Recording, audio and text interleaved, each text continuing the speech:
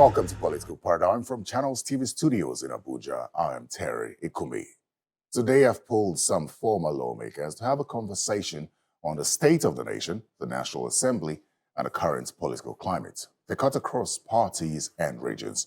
I've got seated with me in the studio Honorable Obinna Chidoka, a member of the People's Democratic Party from Anambra State, and Honorable Mark Gbela, a member of the ADC from Benue State. And joining virtually, Honorable Benny Bakpa, he is a member of the APC from Delta State, as well as Ibrahim Obanikoro, a member of the APC from Lagos State. Gentlemen, welcome to Political Paradigm. Thank you. It's nice to see all of you, and I dare say that you all look rested. I don't know if you want to come back to the stress of the National Assembly, but that's a conversation for another day. Well, welcome, gentlemen, to Political Paradigm again. Let's talk about the state of the nation. And it would be nice to have conversations with all of you to understand from your various regions and states what the perceptions are of the state of the nation. So let's begin. Get your general thoughts on the current state of the nation. Let me begin with Honorable Obanikoro. Thank you for this opportunity. It's been rough. The last few years has been rough, and that's because we have an administration that is willing to take the bull by the horn. And we've all been shouting and clamoring for removal of subsidy.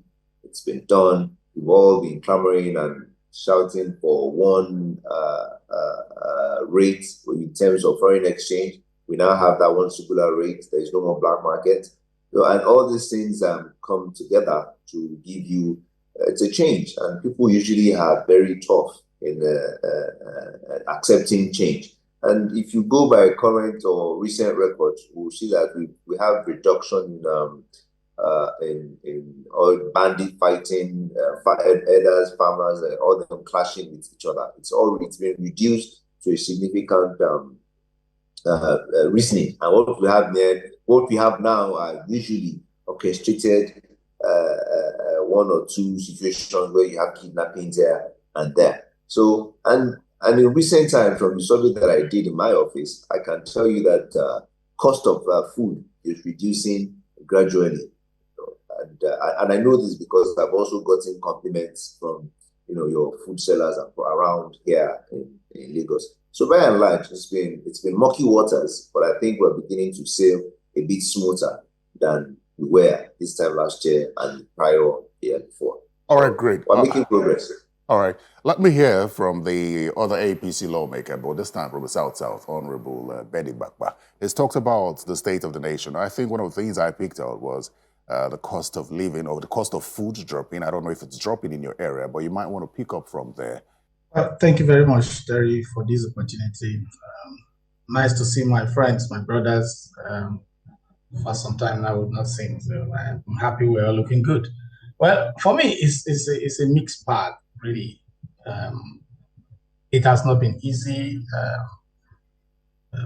Leaders will continue to start speaking truth to power, irrespective of party affiliation. So I belong to that school of thought because it has not been easy for a lot of people.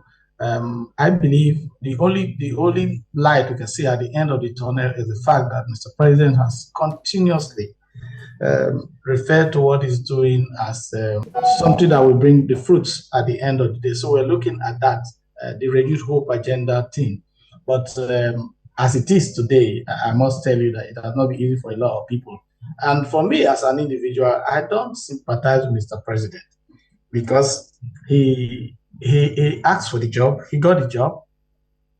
And again, these are things that ought to have been done years ago. So when people talk about removal of subsidy as the only problem, is because this has been is something that has been going on over years. Some presidents were courageous enough to do it, but certain category of person then fought it and it became an issue. So today we are here. Yes, he has decided to take the bull by the horn, but I believe maybe the plan was not the after effect, the resultant effect of it were not well planned. So that is why the suffering has been much. We have a lot to deal with as a country, but we are hopeful because he keep assuring us that what he's doing will bear the fruit at the end of the day. And I pray that he should actually guide us to where we can say hooray at the end of the day to enjoy the benefits and the fruits of all the suffering that the people are going through today because of certain policies that this administration has brought. I believe in him. I believe he will do it. And I believe and pray strongly that Nigerians will accept and at the end of the day see a reason to say, yes, he came. He took us to a turning path, but we finally arrived. So let's hear from the opposition lawmakers now. There's so much has been said by the APC lawmakers. I don't know what your thoughts are on the state of the nation, if you agree with them or not. Honorable Bila, please. Let me start by, first of all, which is a recurring decimal in this country, commiserating with the people in Zamfara and in Katsina over the dastardly murder of innocent worshippers and innocent citizens of those two states. And of course, the most recent killing again of people in Benue State. Now, why am I starting from that? That is my own point of commencement of our conversation based on the fundamental tenets of our Constitution. The primary role of government is the security and the welfare of the people. And this administration, unfortunately, has failed in that regard. That is where I think we need to start from fundamentally, because that is what, like you pointed out, my own constituents are feeling about this administration. And it's important to point out that while the government has other priorities, which are misplaced, in my own opinion, I have very good friends, some of who are on the program with me now, who are in the other party, but who I believe will need to admit and be sincere that our country needs to face the facts about the circumstances we're facing. If you are going to start a Lagos-Calabar highway project and you do not have security infrastructure, who are we deceiving? Which investors are we expecting to come and invest in that kind of economy? These are misplaced priorities, and there's no transparency in the way these things are going on. My brother Obaniko talked about food prices going down. It is artificial. And why am I saying artificial? It's because they are now importing these grains to try to drive down the price, impoverishing the farmers. You can see the consequence of that now. This is what people don't even realize, that because the government wants to play to the gallery, they are now importing food items that is affecting the local economy and the farmers. This is a fact. This is something that I believe that you should be privy to. This is something that is very critical for us to point out. And I know we're going to talk about a couple of other things. I just want to highlight a few things. Okay. What about the fight for corruption? This is another critical aspect. While you will go and harangue and arrest a Governor Tambuwal over alleged, corruption charges, the Minister of Power displays affluence in the launching of his new house in the short period that he was minister. I'm sure you saw that video, his house opening, house warming ceremony. We hear and we see documents showing a serving minister buying property in the US and land documents allocated around us, but EFCC does not swing into action in that regard. All right, let me pause you here so I can get Honorable Obina in on this general thoughts, because I see you've practically smirked or nodded to everything he said. I tend to think you agree with his position. Thank you, Terry, and thank you, Nigerians. Thank you for having me this morning. From the feelers I've gotten, from the conversations going on so far, definitely I will take it from a different angle. Now, I don't want to be partisan. Okay. It's not about criticizing the government or not criticizing the government. Every Nigerian basically knows what's going on today in this country. What are the critical issues that we should be addressing as a nation? And those are the issues that everybody should have at the back of their mind. So if we say today that Nigeria, for example, they mentioned that the foreign reserves have gone up to $41 billion or thereabout. Now, what is the tangible effect on the common lives of everyday Nigerian? And I must say that if the government does well in any sector, of course, I'll be one of the first few to say this they've done well. They've brought about some agencies that will, of course, aid Nigerians. But as they're creating more agencies, they're also burdening, the bottom line. And also, Nigerians are not feeling the impact. So I'm talking as a Nigerian. I'm not in the House of Reps anymore as of today. So I'm basically a Nigerian who they will not be accused of having any perks of office. So what are the social safety nets? If you take an average Nigerian today and ask them, importantly, what are the main issues you face today as a Nigerian? You will know that definitely they're going to talk about, as a worker, you're going to talk about transportation, you're talking about rent. If you're renting, you're going to talk about food. Before you talk about clothing and other, some other items. And if you take transportation, for example, what has been done in that sector, that every Nigerian who earns a minimum wage should be able to go to work, come back after 30 days, be able to have some money in his pocket, as Obama will always want to say that Nigerians need to have more money in their pocket. And once we're not having that money in our pocket, once we're not having disposable cash, disposable income, farmers are not able to go to farm, the social infrastructure, the physical infrastructure are not where they are supposed to be, then the government needs to take a hard look and know where are we getting it right and where are we getting it wrong. And before we let go, one of the things President Trump has done, which I might agree with, is the creation of what they call DOGE, the Department of Government Efficiency. And I think that's what we need in Nigeria. There are too many wastages. My brother has pointed out to some of them here. And if you look at it in government, you need to rein in the government and have a savings. Today we have close to 50 ministers, about 47. And I hear it's the highest we've had so far. Today, I hear we have over 1,500 ministries and agencies. Today, we have leakages that we need to rein in, even from the legislature as well.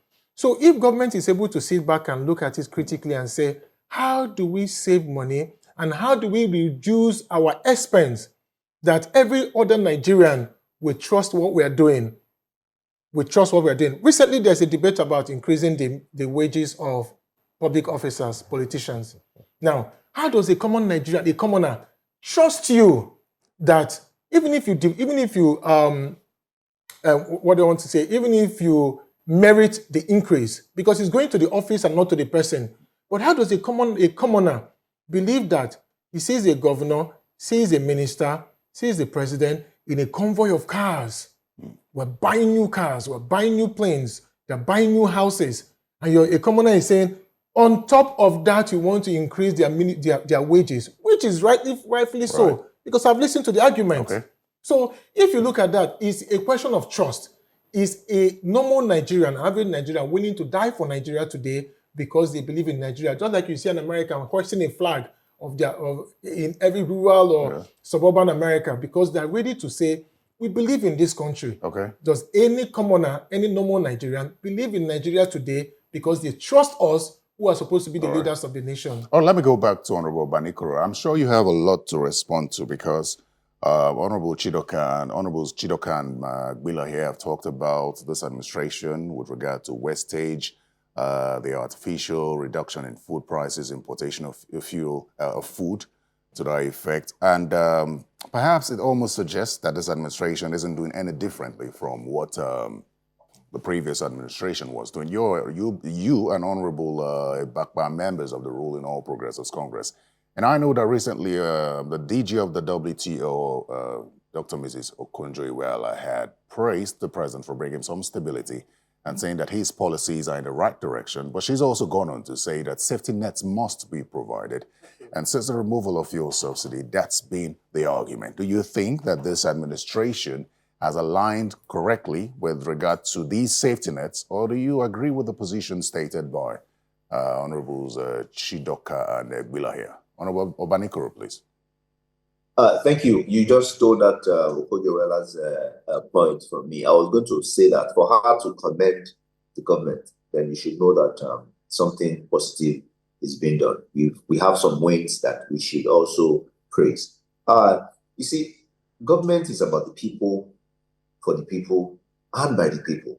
Whatever it is governance is doing It was not foreigners that are doing it. It's we that are doing it. And all these things are being done from surveys that are being conducted. And then we have been highlighted that these are the people's needs. And this is how we address it. This is the challenges we are having, and this is how we solve it. Honorable Rep. Bila talked about the Lagos-Calabar road.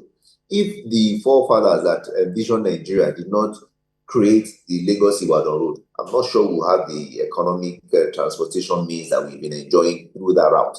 And this is another route that is going to break the country open.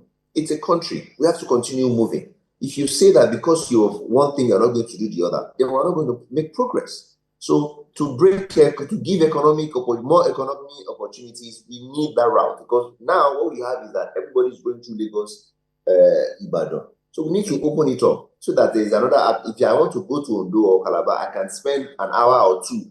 Now, as it is, that road is finally done. And Honorable Rep. Chidoka talked about there's so much to talk about, but because of the time, I'm surprised that you see, now when people talk about convoys, we all know how convoys are. In Nigeria, we have a situation, we are in a country where everybody likes to affiliate with their principles. So, for example, Mr. President is going somewhere. You see that even if he, by law, I think he's entitled to just, 14 cars. And if I should start counting all those 14 cars, you will see that, oh, yes, I think 2 are his, one for backup in case one malfunctions. And the rest are majorly for security, police, Air Force, Navy. Your number one, you need to guard them. Those are the 4. That's the convoy that makes up the 14 cars. And then what you now have is all ministers, all friends, associates, everybody joins that convoy. And that's why you see that it's longer than that 14 cars. It's not like I see that's all government funded.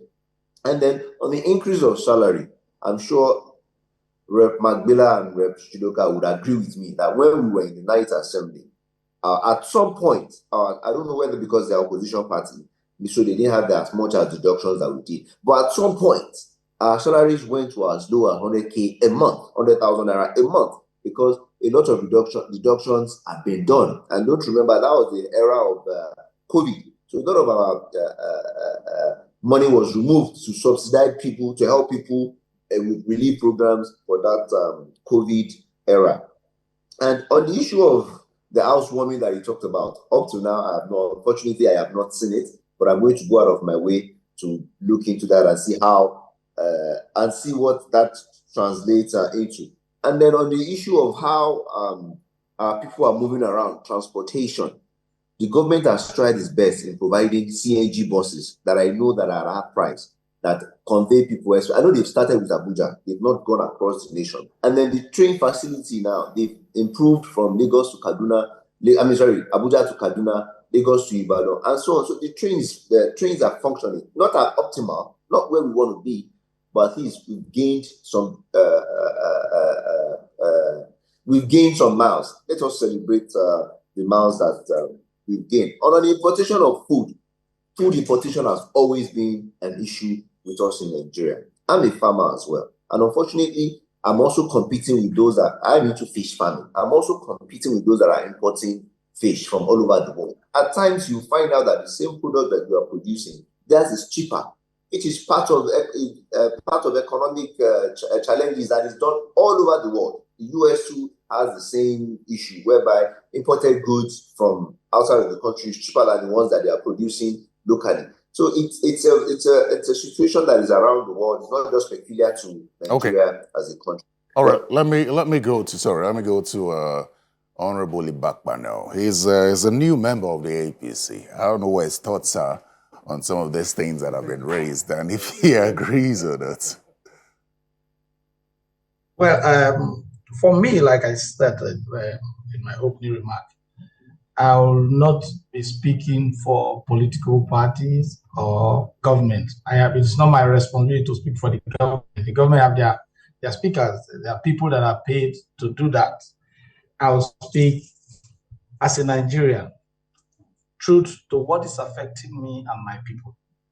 Yes, whatever the government has done so far. Yes, yesterday I read about the plan for a bullet train that will cut across Abuja to Port Harcourt to Lagos to Abuja.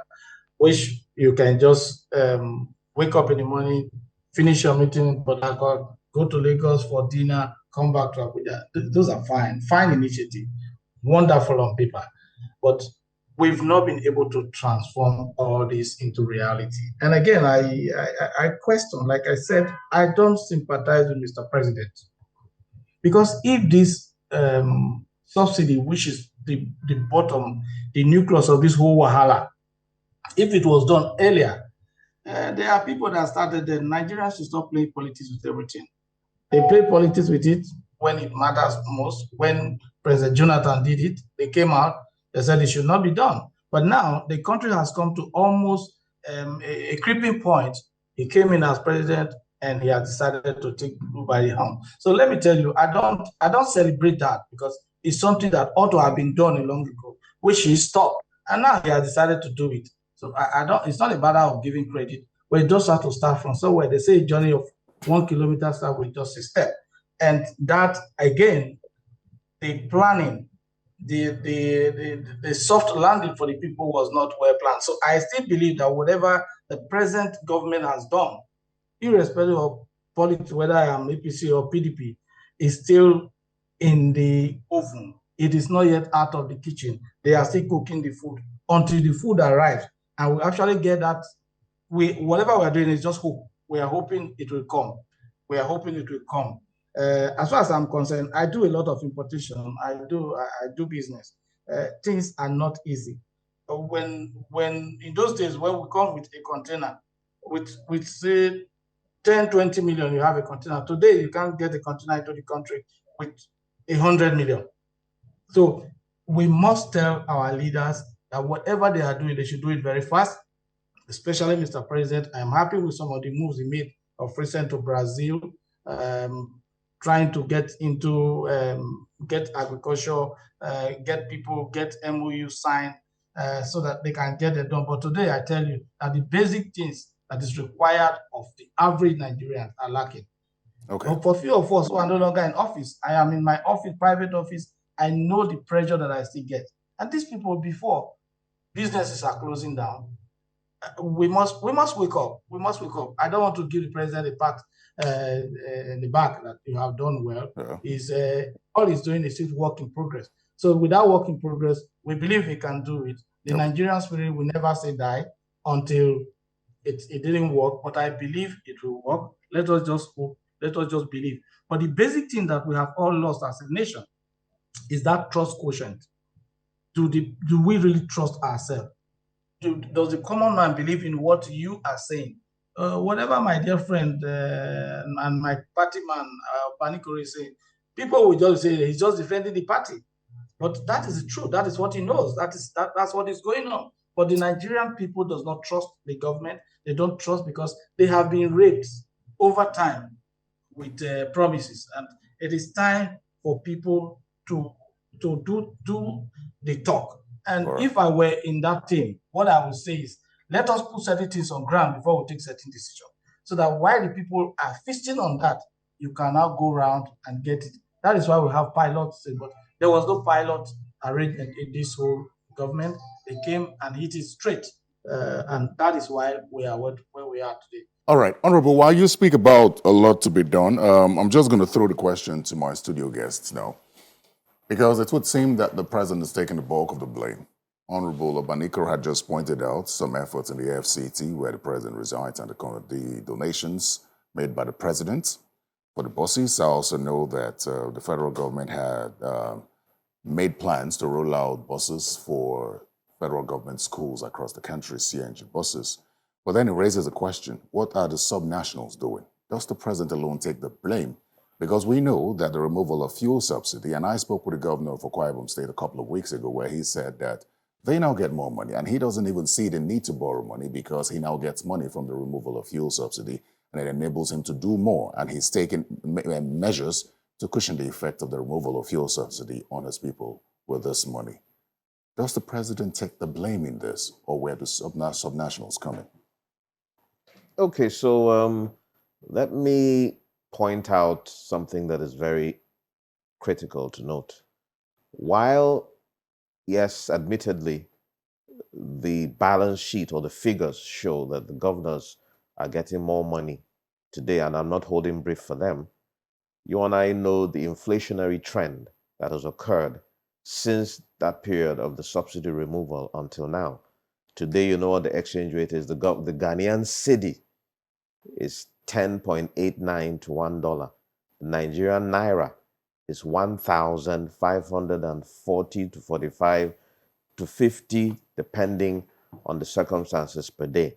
That was not the rate when the government of the day met it or when they came into power. So yes, there's more money coming to the states, but the value of that money is in question as we speak. And that again brings us back to fundamentally, before I address the state governors who also have their own blame in the whole circumstances affecting the people. But that now comes to the fact that these are decisions of the federal government that also drive some economic indices that affect the state governments as well. These are things that are exclusive in our constitution that affect the states, unfortunately. So if those policy decisions were taken without the wisdom of safety nets, because I keep hearing them referring to, because it's something they keep celebrating, oh, Okonjo-Iweala said, so, but they didn't seem to listen to the rest of what she said. And that is the fact that certain mitigating situations have not been put in place. I am a keen advocate for the removal of subsidy, but would I have announced it on day one as the president? No, I would not. I would have put certain things in place first. I wouldn't have floated the naira without having productivity. And this is why we keep referring to things like that Lagos-Calabar Expressway, for instance. This is not a priority. My brother Ibakpa is there. Bini Wari Sapele Road, one of the bad circumstances of the country. These are economically viable roads immediately. We don't start to dream ahead when we have fundamental issues facing us as a government. Then another very critical aspect, the local government autonomy, which I will give kudos to the federal government for championing. But again, it seems as if they have gone back to sit back.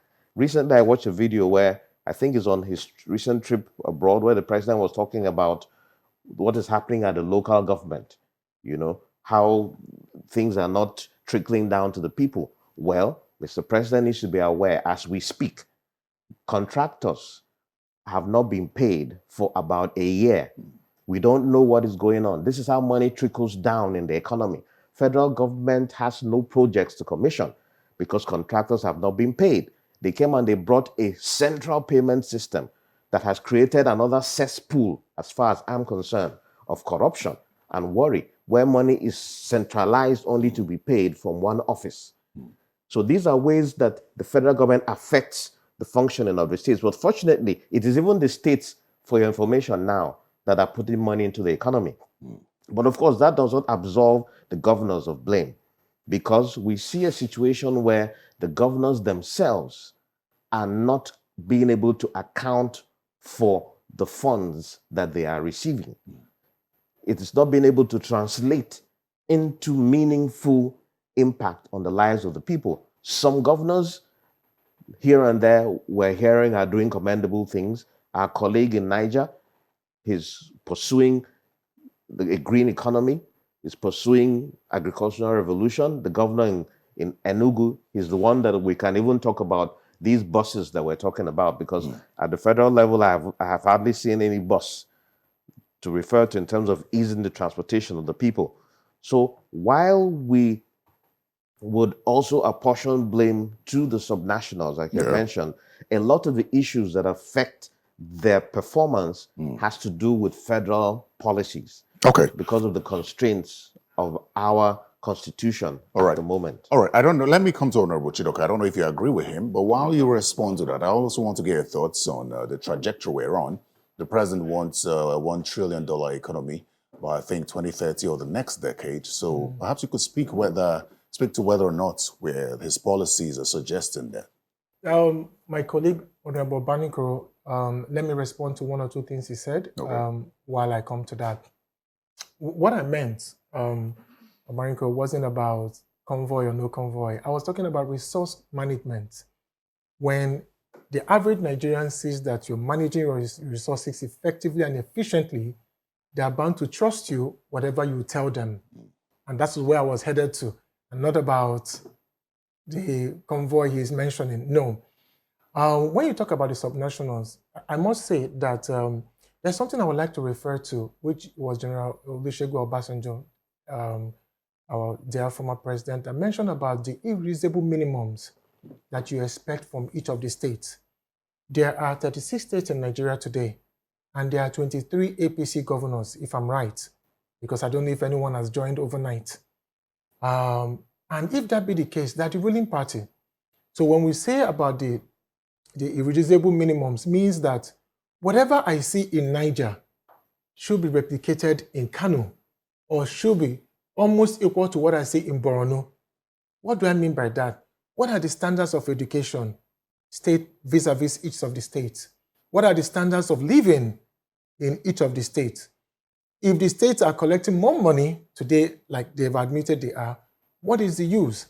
What are the levels of education? Can somebody who is from Gombe, who leaves secondary school in Gombe, or somebody who is in Akwa Ibom, for example, or Lagos State, who is in secondary school in Lagos State and transfers to Gombe, maybe a police officer's child, will he get the same education that he's getting in Lagos and he's getting in Gombe?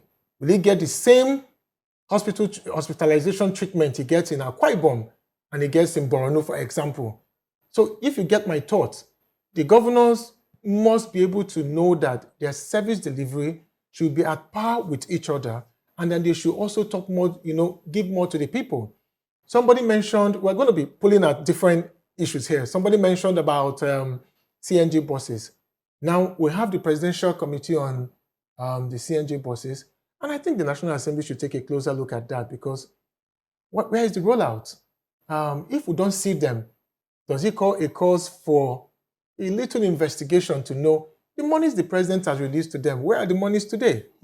And so when you take that, you know that part of the disruptors in every society is lack of social infrastructure or physical infrastructure. And I mentioned that before, and one of them is adequate transportation, not to mention electricity, which drives what I refer to as the informal sector.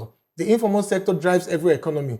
So you have social integration where you can call your plumber and he comes from Kubwa and drives into town with ease. Doesn't have to spend so much. And that will reduce the inflationary issues that has to do with spending. Now, when you talk about $1 trillion economy, it goes to say, what are the indices on ground to show that there's a trajectory going towards that level? You need to have them. So I've seen this government enact good policies while keeping on some of the things that we thought they should have gotten rid of. For example, you should have reined in your ministries, for example, and let Nigerians know. Let me tell you, as far back as 2015, when General Buhari brought about the Economic Recovery Growth Plan, it was an economic policy that we wanted to borrow from Malaysia. And what was it about? The ERGP is simply to say that we want the economy that will grow at a certain rate while forming what they call focus labs.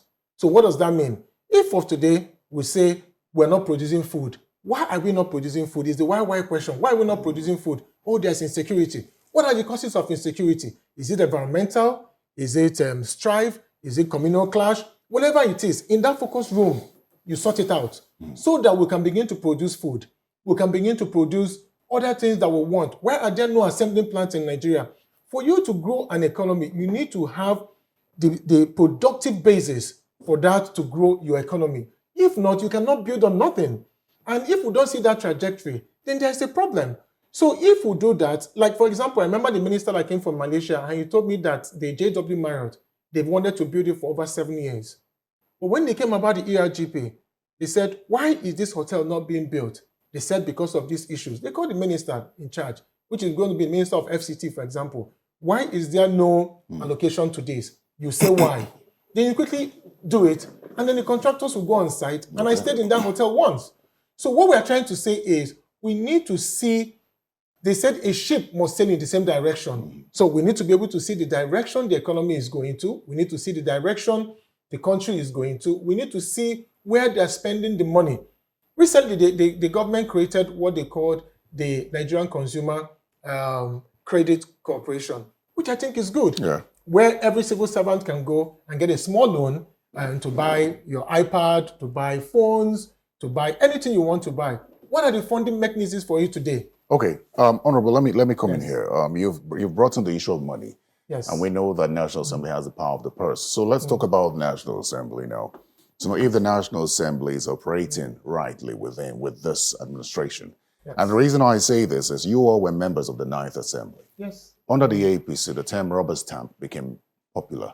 And the 9th Assembly was called a rubber stamp. The 10th Assembly has now been called, even worse, been called an extension of the executive arm. So it raises the question, is the National Assembly looking into the figures, the finances of this country enough? There are concerns as to the speedy approvals of loans. So let me ask all of you, as members of the 9th Assembly, what you see with this 10th Assembly with regard to how they carry out their functions. And if you permit me, I'll go back to Honorable Banikoro for that.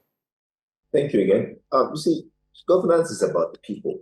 See, this is not a private institution. So if the executive is coming with a bill or a request, onus lies that we work with them to make sure they achieve it. Because at the end of the day, it's about people. So when you refer to National Assembly or lawmakers as rubber stamp, it comes across as funny. But at the same time, I understand, because you're not wearing our shoes, you're not wearing our caps, you don't have the information that we have. You don't see what we see in terms of figures and the process being that's going through. I mean that the request is going through. So we're not here to fight. They are not there to fight the executive arm of government. Neither are they there to fight the judiciary arm of government. They're supposed to work together, and that's why our function is to oversight, to make sure that what we have approved is being spent judiciously. And I must give kudos to the committees in the House, because they actually do a lot of work behind the scene to ensure that at least these monies are being spent judiciously. Projects are being monitored.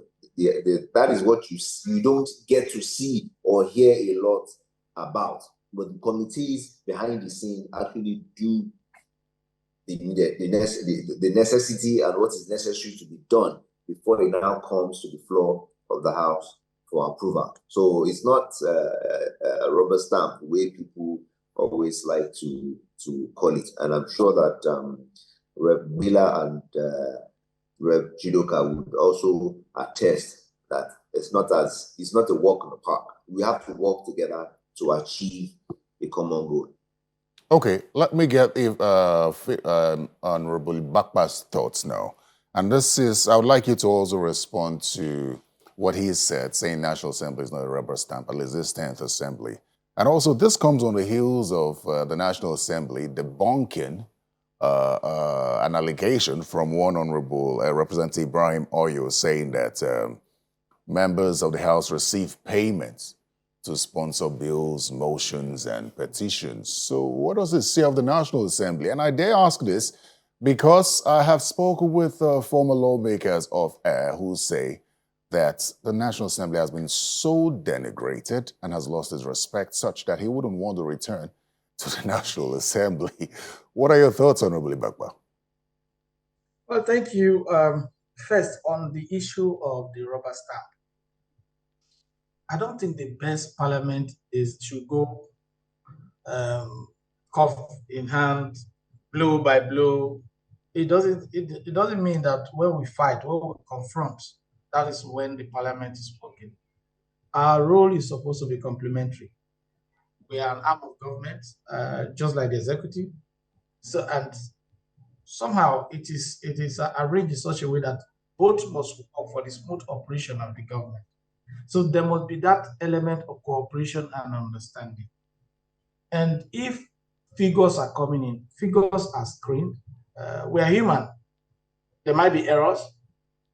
and again, you must agree to one thing I want to say here. Like I said, I'm going to be very, very dispassionate about my comments today, because again, in parliamentary practice, you find at times when the influence of the party on legislators, you cannot rule that out, because you see a government that the ruling party have the majority of members of parliament, and they are coming with the push. It happens everywhere. Look at America.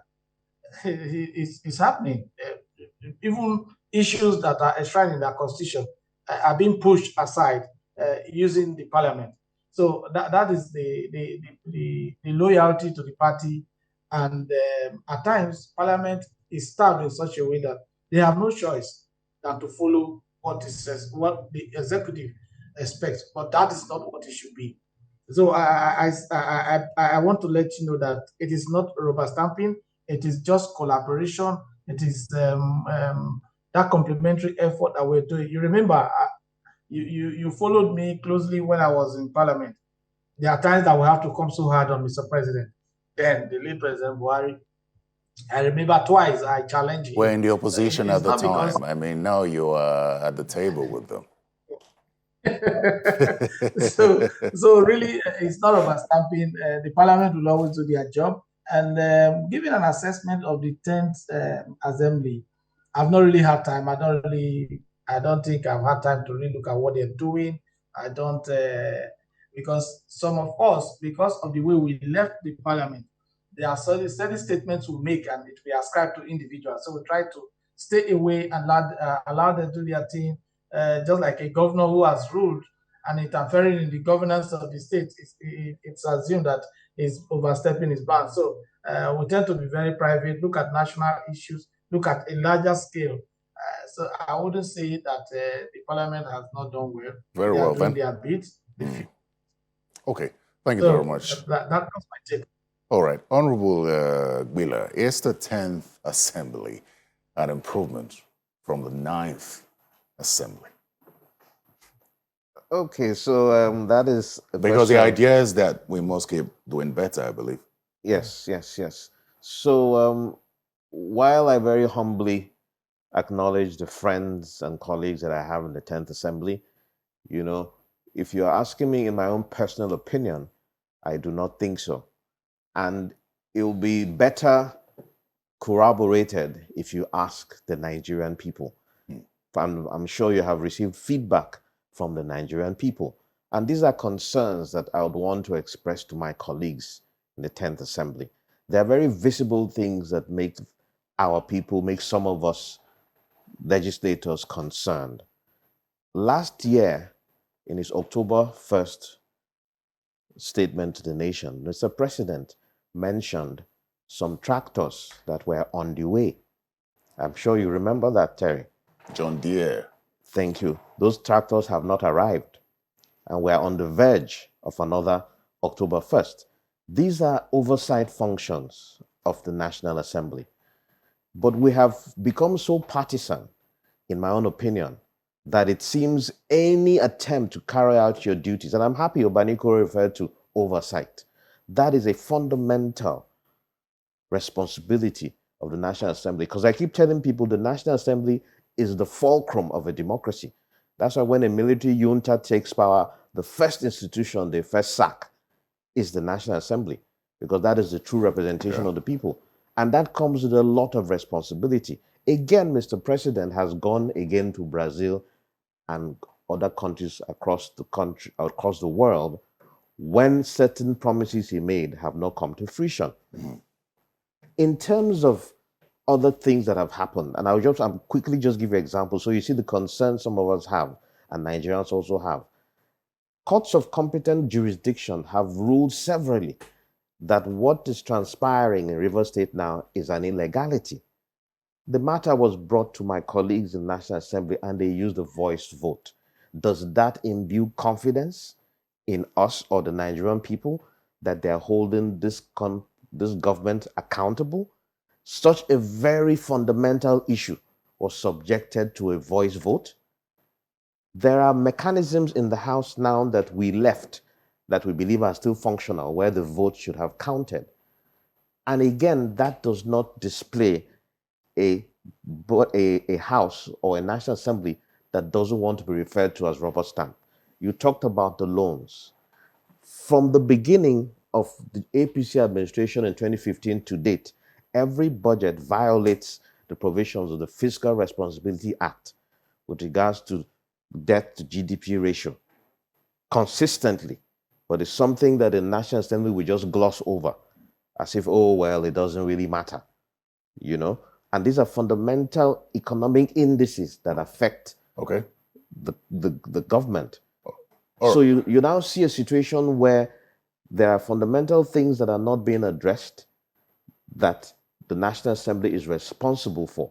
And the debt that we're taking that always gets approved. This is the same government whose finance minister, it's on record, it's in social media, it's in newspapers. When they first came, they said there's no need for the government to borrow. Then suddenly they have exceeded the borrowing, even of the previous administration. All right. Okay. And finally, like I pointed out before, the National Assembly is still there now when contractors are not being paid. Yeah, and projects that affect I know the that they had said there have been some sittings on that. I think that has also come before Parliament. We're also waiting for the outcome of that. But let me go to Honorable Chidoka now. Would you create the excuse that the National Assembly is predominantly new? Members of National Assembly are predominantly new, no? So I'm going to look at it from a different angle. The National Assembly is the most vilified, most misrepresented and misunderstood by Nigerians out of the three arms of government. And it hurts me because this is a constituency I've been part of for many years. That is actually my core constituency. And also, you cannot keep hurting yourself because as of today, it is believed that 70% of Nigerians are youth.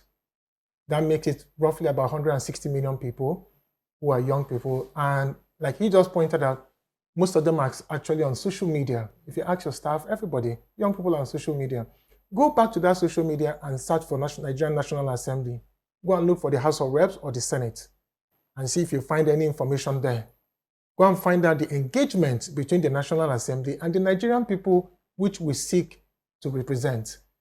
The core functions of the National Assembly is one, lawmaking. Section 4, subsection 1 of the 1999 Constitution amended, say we shall make laws for the peace, order, and good government of the Federal Republic of Nigeria and any part thereof. What is the second part of it? Is representation. Now, if I'm representing someone and the person doesn't know what I do there, and that is why they see me on the street and they think I'm the richest man in Nigeria because they feel that you go to National Assembly to make money. But that is not the case. Most ex-members are not as well off as Nigerians think. And they think that it's successful. Number 3 is the oversight. Now, what is the function of the oversight? The oversight mainly demarcates the executive and the legislature. That is the only power you have to hold the legislature to the executive accountable. Now, if you say you are doing this, how are you doing it and how is it affecting the Nigerian people? Whilst I'm going to come back to your question and talk about the new members, is that from what I see today, can we take a cursory look at the bills before the National Assembly? How many of them are economic bills? How many of them are addressing the issues that the Nigerian persons go through today? How many of them are addressing social safety nets? What are the issues we're looking at? Some of the things we look at today, Nigeria has become a country where that you're given a little power and you overuse it. An air hostess wants to pull down one of your customers. The policeman with a gun that we pay for wants to subjugate the person you're supposed to represent. It's the same everywhere and all over Nigeria. What is the actual duties of the National Assembly and do they understand it today? Now, I want to believe that both the the legislature and executive should work together. But it stops at a point because we need to hold them accountable. And if you don't have experienced people, then that becomes a problem because the legislature will see themselves as an aperture, an extension of the executive, and it does not work, and it will not help the ordinary people. The other aspect you talked about is representation, and I don't know how that ties to constituency projects, because it's become a very popular thing right now. And so I'd like to get your thoughts on this, because over the weekend I spoke with the Special Assistant to the President on National Assembly Matters, House of Reps, Honorable Laran Waju, where we talked about this new system for constituency projects. I don't know if it was a system in the past, which is a problem, because the secrecy around constituency projects is a problem in this country. If your constituents and the general public cannot access information about your constituency projects.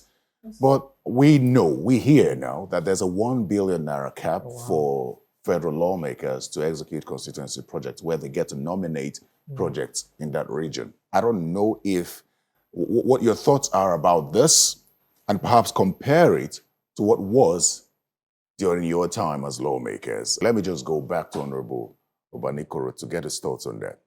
Thank you very much again, Terry. During our time, I think we had 100 million for capital and from Lagos, we had about 30-something million for what's the other one that I'm looking for? From Lagos, I think we had ZIP, I think it was about 30-something million. And it was very tough to work with that, because that could not do anything for the constituency. So you had a situation where you have to run around to try and see how you can increase that for your constituency. And that's how I was able to do at least 8 roads that I did, and so many projects that I put in place in Ethiopia at the time.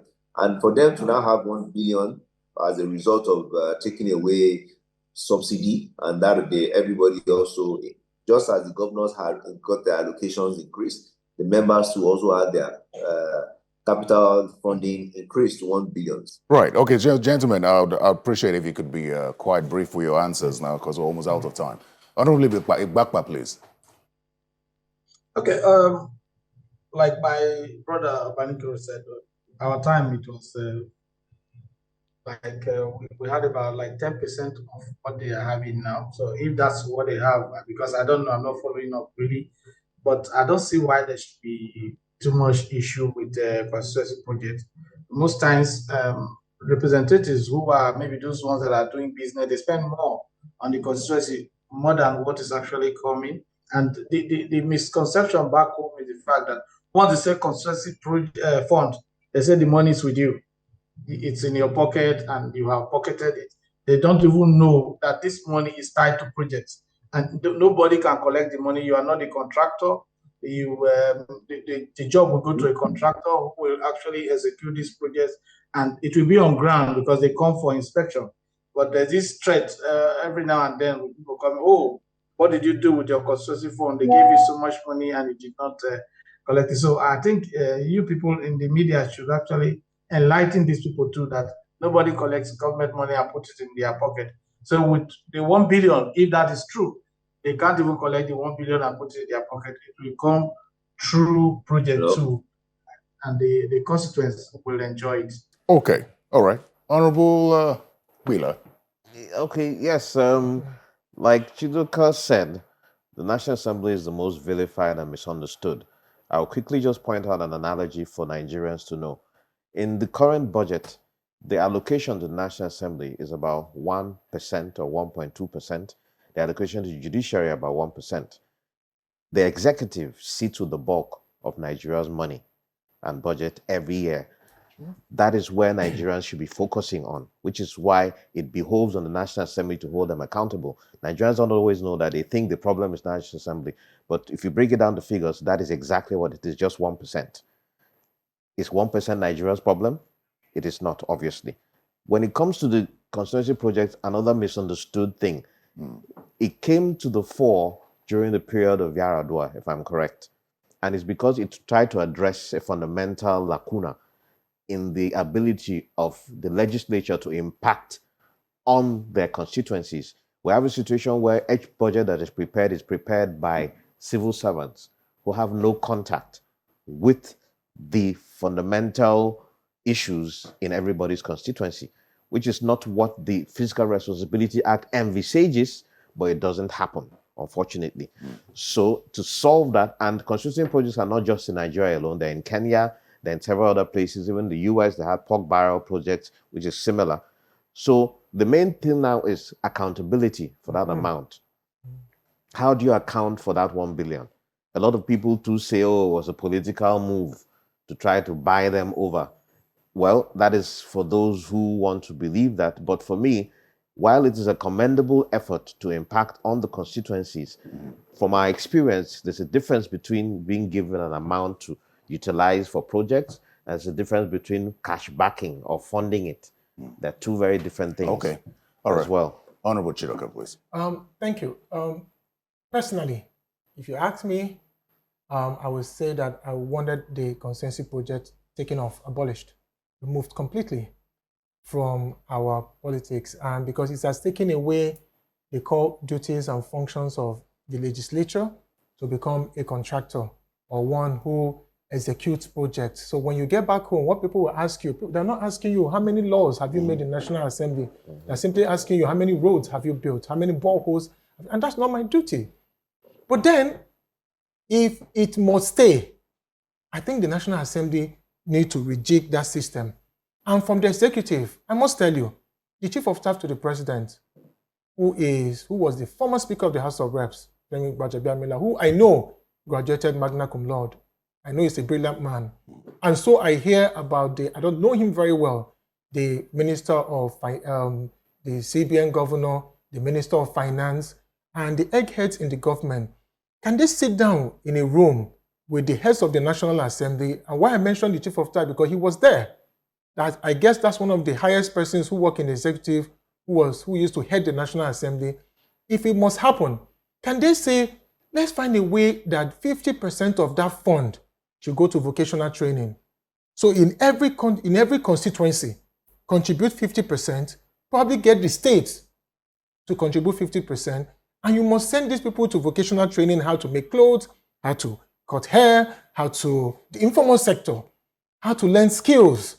And then the other 50%, you can do whatever you want to. If you want to build a hospital, if you want to build, and because the funds are really not even enough, right? There are scattered, unfinished projects all over Nigeria. And that makes it not acceptable. Yeah. And so if that must happen, then the government must be able to be sure that the people who we represent are actual beneficiaries of this fund. You know, time really does fly when you're having a good conversation. And sadly, we will not be able to go into the politics of things, but I'm hoping that I can pull you all together and let's talk about politics, because this is quite diverse with regard to the political parties I have here.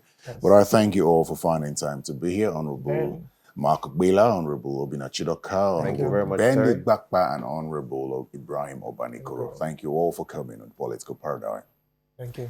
Well, that's all the time we have on Political Paradigm. If you'd like to catch this episode and previous ones, simply go to YouTube and search Political Paradigm. If you'd like to send feedback, do so through our email or Twitter handle as well. I'm Terry Kumi. Thank you for your time. Goodbye.